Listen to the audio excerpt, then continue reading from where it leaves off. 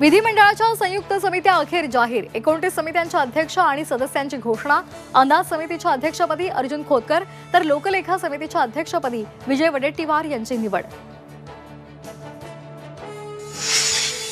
दिल्लीमध्ये राष्ट्रवादी शरदचंद्र पवार पक्षाची कार्यकारिणीची बैठकीनंतर शरद पवार पत्रकार परिषद घेणार।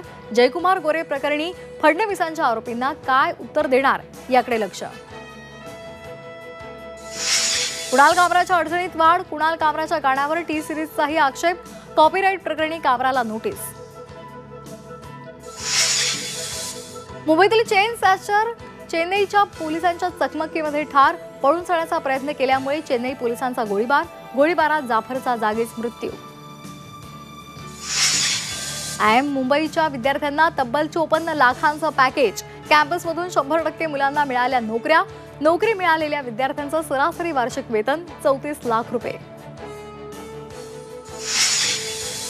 लोकलचं नियमित तिकीट काढणाऱ्या प्रवाशांना मिळणार 10,000चं रोख बक्षीस। विना तिकीट प्रवासी संख्या कमी करण्यासाठी मध्य रेल्वेची अभिनव योजना।